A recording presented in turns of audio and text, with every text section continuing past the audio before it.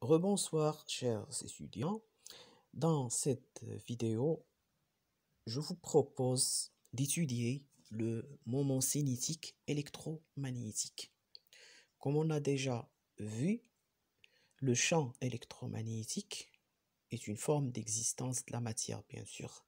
Il transporte de l'énergie, il possède de l'inertie électromagnétique, c'est-à-dire une masse, il transporte de l'impulsion et ainsi elle interagit avec les corps matériels, c'est-à-dire avec les particules de la matière, par l'intermédiaire de la force radiante. Donc, il possède aussi une pression ou bien il exerce une pression et des forces surfaciques et volumiques sur la matière. Dans cette vidéo, on va étudier le moment cinétique du champ électromagnétique. Le champ électromagnétique, du fait de sa polarisation circulaire, doit donc posséder, en plus de la quantité de mouvement électromagnétique et de l'énergie, donc il doit posséder un moment cinétique. La densité volumique de ce moment est exprimée donc par l'équation 1, c'est-à-dire le moment vectoriel de la densité de la quantité de mouvement électromagnétique. Donc, la densité du moment cinétique égale 1 sur c carré fois le moment vectoriel du vecteur de Ponting. En substituant bien sûr le vecteur de Ponting qui désigne bien sûr le flux d'énergie ou bien la densité de flux d'énergie par son expression, on aboutit à l'expression du moment cinétique électromagnétique. Cette expression donc est 1 sur 4 pi c fois le triple produit vectoriel du champ électrique, le champ magnétique bien sûr, et le rayon vecteur coïncident avec la direction de propagation bien sûr de l'onde électromagnétique. Ce rayon aussi donc désigne le rayon du cercle donc formé par la rotation de l'onde électromagnétique autour bien sûr d'un centre ou bien autour par rapport à sa direction de propagation ou bien par rapport au plan de sa propagation.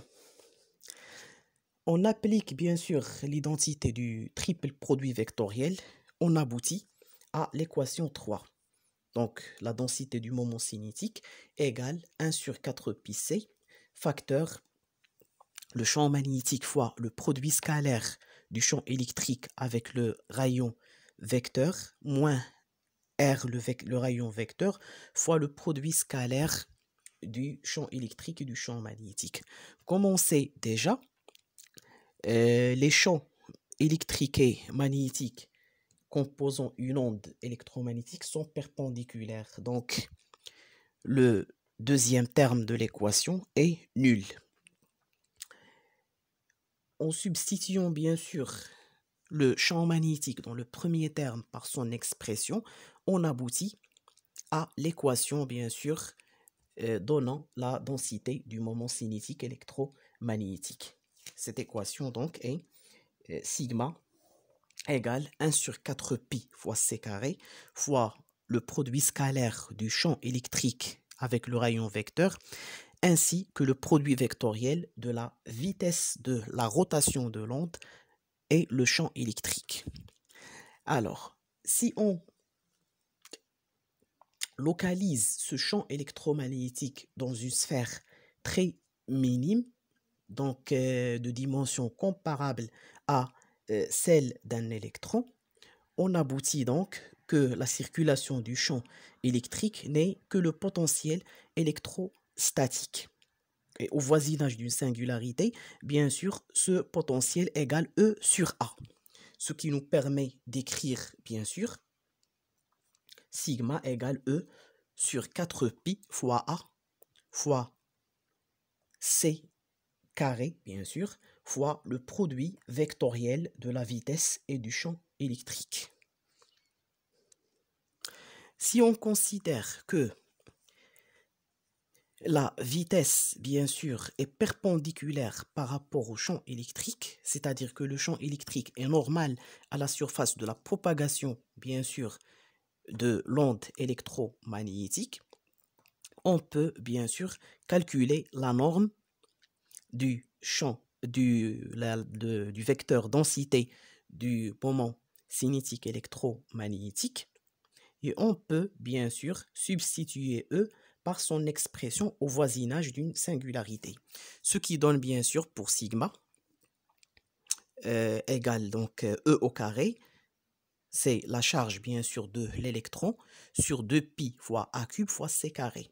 Bien sûr, comme on a déjà vu, la charge donc est déduite à partir du théorème de Gauss. Il est considéré donc comme une singularité du champ électrique.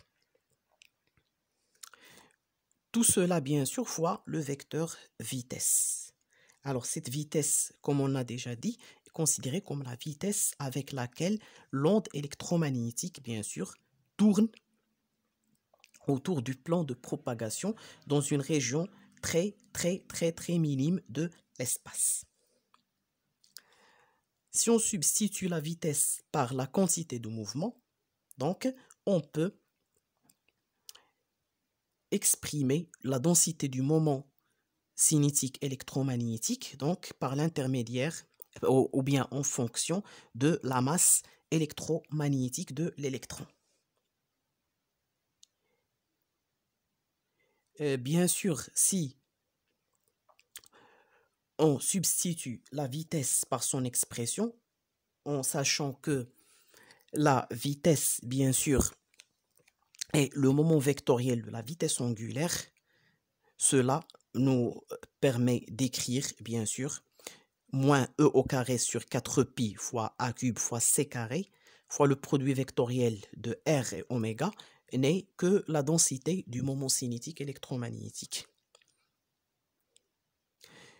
Si on peut, donc, si on veut s'en passer du produit vectoriel, donc on peut substituer le rayon vecteur par sa norme, qui n'est que le rayon électromagnétique de l'électron. Ce qui nous permet, bien sûr, d'arriver à l'expression sigma égale moins E au carré sur 4pi fois A carré fois C carré fois oméga. Comme on sait que la densité du moment cinétique est égale à moment cinétique, donc divisé par le volume, ou bien la dérivée du moment cinétique par rapport au volume. C'est-à-dire pour un volume sphérique, qui est bien sûr la sphère de l'électron, ou bien qui est l'électron assimilé à une sphère, cette densité du moment cinétique peut être écrite comme ceci. Donc 3J, c'est le moment d'inertie, bien sûr, de l'électron, en lui considérant donc comme une sphère pleine. 3J fois le vecteur vitesse angulaire sur 4pi fois A cube.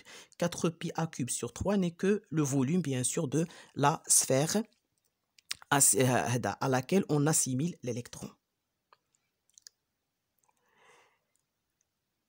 Alors, en explicitant l'expression du moment d'inertie, bien sûr pour une sphère pleine commencée de la mécanique du solide, donc son moment d'inertie égale à 2 sur 5 fois m fois a au carré.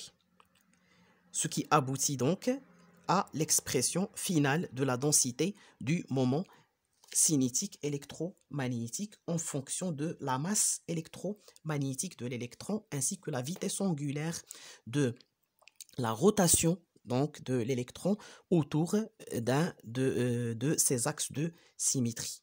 Donc sigma égale moins 3m fois oméga sur 4pi sur A. Ce facteur numérique, bien sûr, 3 sur 10, tient compte de la distribution de charge, bien sûr, à l'intérieur de l'électron, c'est-à-dire une éventuelle structure interne de l'électron sur laquelle on connaît rien. C'est pour cette raison que ces facteurs numériques, on aboutit chaque fois à des valeurs différentes, parce que la structure interne de l'électron est encore inconnue. Donc, on ne connaît rien sur, bien sûr, une éventuelle sous-structure ou bien des éventuelles sous-particules ou bien des forces de cohésion interne de l'électron. De cette expression, bien sûr, en comparant l'expression 1 avec l'expression 2, on peut tirer l'expression, bien sûr, de la masse électromagnétique. Il nous donne, bien sûr, ME égale 5 sur 6 fois E au carré sur A fois C carré. Il s'agit de la masse électromagnétique de l'électron. 5 sur 6, bien sûr, il tient compte des forces de cohésion interne des constituants de l'électron, donc une structure interne de l'électron qui doit être bien sûr déduite d'une théorie beaucoup plus générale de l'électron qu'on ne le possède pas encore.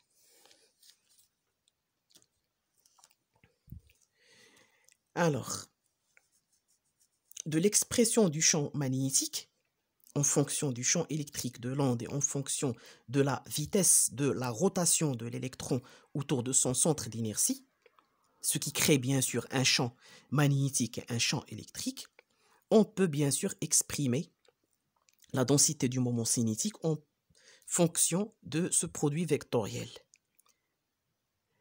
Bien sûr, comme on a déjà établi, l'expression finale, bien sûr, de cette densité égale moins E au carré sur 2pi fois A au carré fois C carré fois oméga. Donc, la densité du moment magnétique, du moment plutôt cinétique de l'électron, ou bien du champ électromagnétique, est liée, bien sûr, et dépend fortement de la vitesse angulaire de la rotation de ce champ électromagnétique par rapport à sa direction de polarisation et par rapport à sa direction de par rapport plutôt à son plan de propagation et son plan de rotation. Bien sûr, comme on a déjà dit, si on prend un volume très restreint et très minime, donc on est face à des singularités et des maximums, bien sûr, de densité dans le champ électromagnétique où peut être localisé, bien sûr, l'électron. Si on veut calculer, bien sûr, le moment cinétique de l'électron, on n'a qu'à intégrer, bien sûr, cette densité par rapport au volume de l'électron, bien sûr, toujours. Figurez-vous qu'on ne considère plus l'électron comme une particule ponctuelle, mais comme une distribution de charge dans un volume proportionnel à son cube, son rayon, bien sûr, électromagnétique. Alors, si on assimile l'électron à une sphère, on aboutit donc à l'expression de sigma, le moment cinétique, égale 4pi fois sigma, la densité, bien sûr, du champ du moment cinétique électromagnétique, fois r carré fois t de r. Donc, en intégrant de 0 à a, on aboutit bien sûr à moins 2e au carré fois 4pi fois a cube sur 3 fois a au carré fois c carré fois oméga. Donc, ce qui nous permet bien sûr d'écrire sigma égale moins 8pi fois e au carré fois a sur 3c carré fois oméga. Toujours, on est face à des facteurs numériques différents qui expliquent donc notre ignorance totale à propos de la structure interne de l'électron.